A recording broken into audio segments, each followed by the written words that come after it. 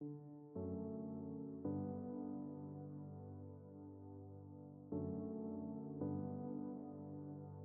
dia, meus irmãos, graça e paz.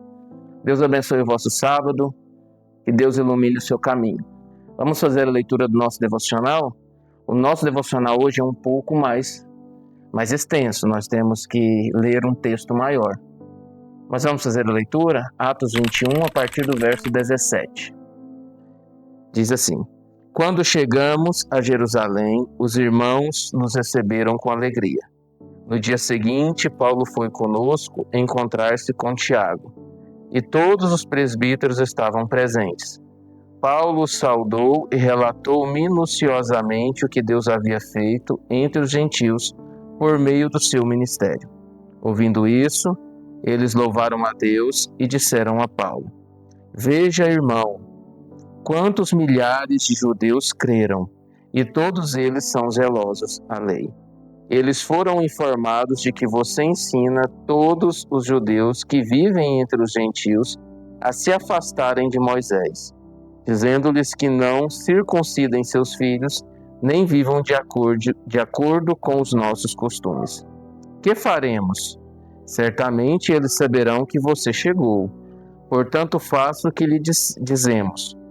Estão conosco 4 homens que fizeram um voto. Participe com esses homens dos rituais de purificação e pague as despesas deles, para que rapem a cabeça.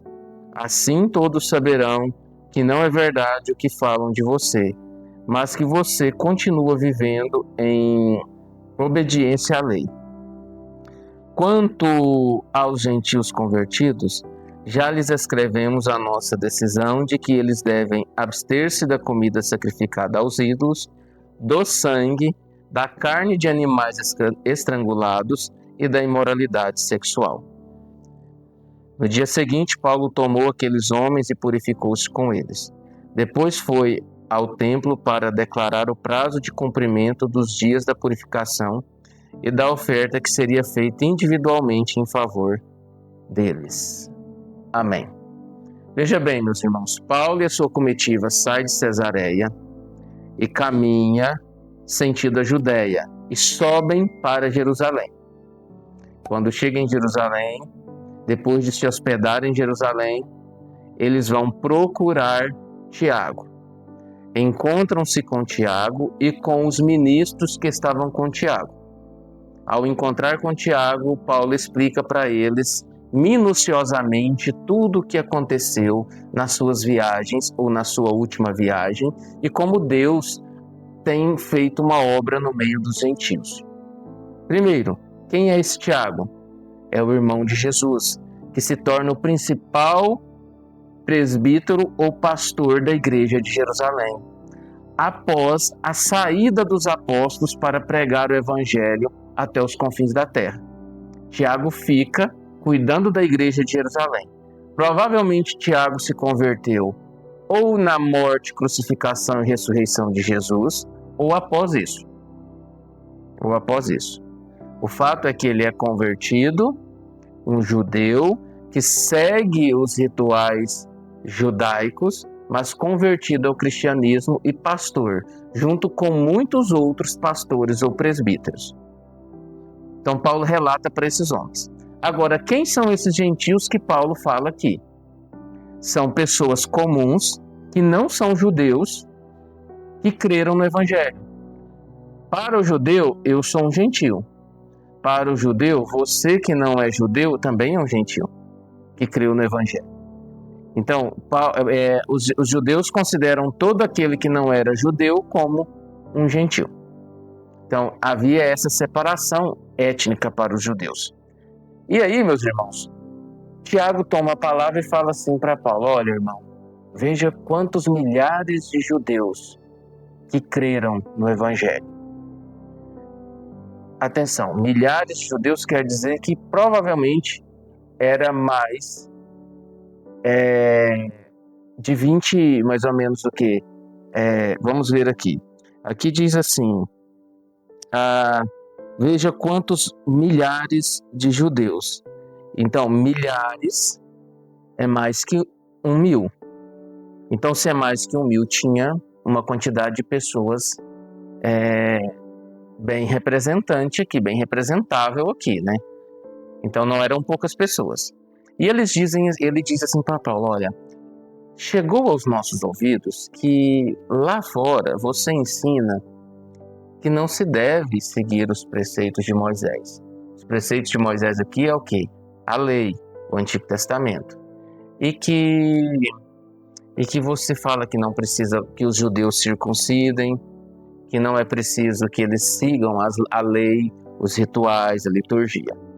Então, Paulo estava sendo acusado de ir contra o judaísmo ao dizer para os judeus que moravam fora de Israel que eles não precisavam mais se circuncidar, que não precisavam mais seguir a lei.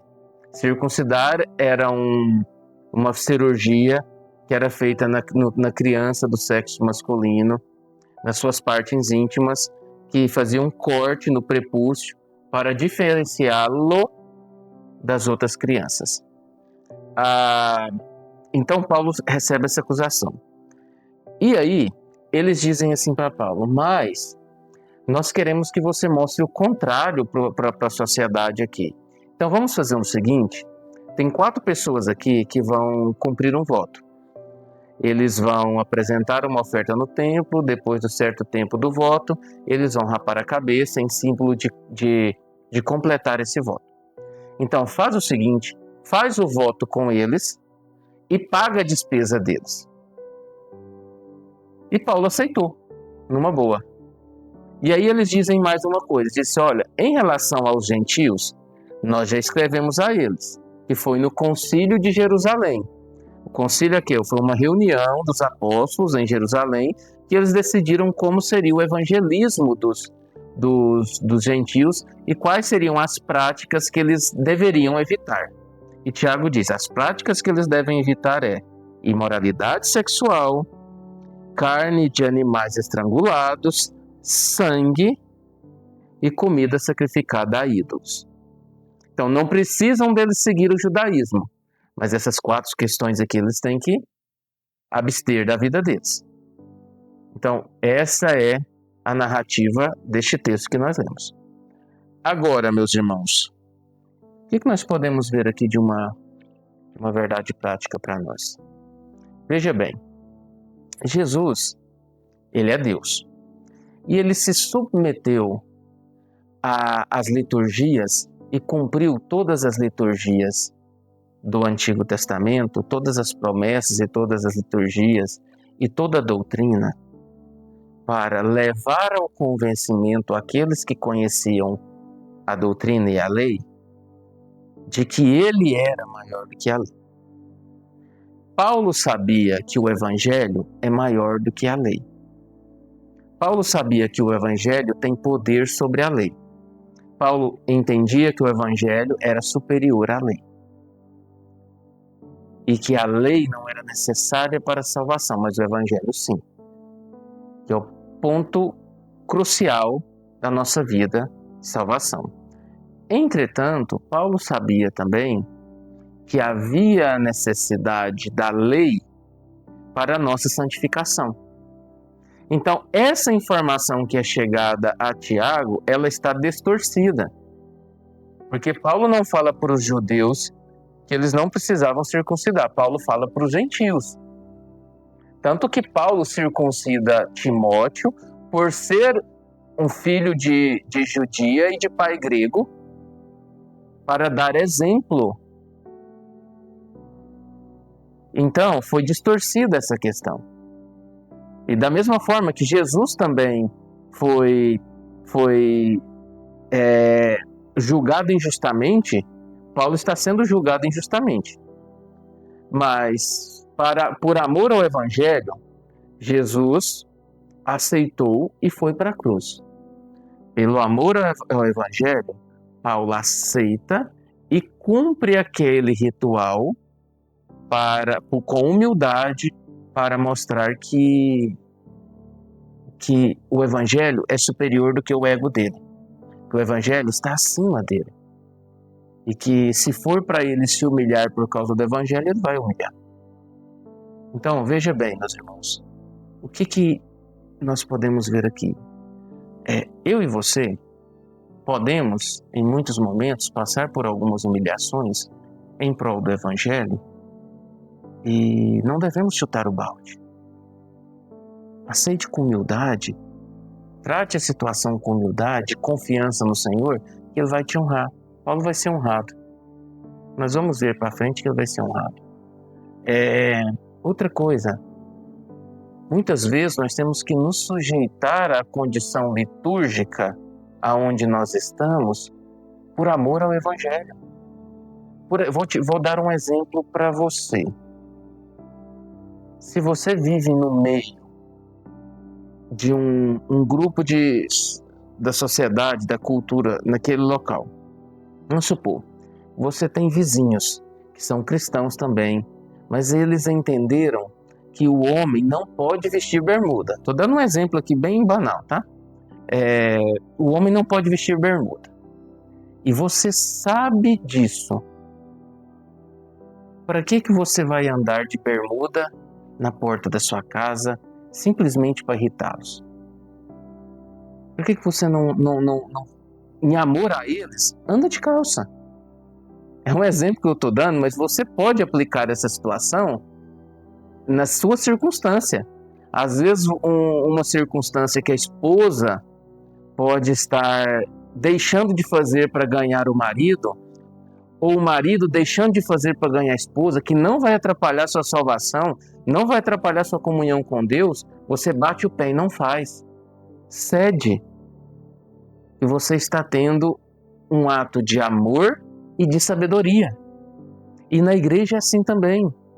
Às vezes nós temos que ceder. No trabalho, às vezes nós temos que ceder. No trânsito, ceda para não ter briga. Deixa passar. Então isso aqui é algo prático para nós. E nós devemos aplicar em nossas vidas. Que Deus te abençoe. Vamos orar? Pai, em nome de Jesus, agradecemos ao Senhor por este momento.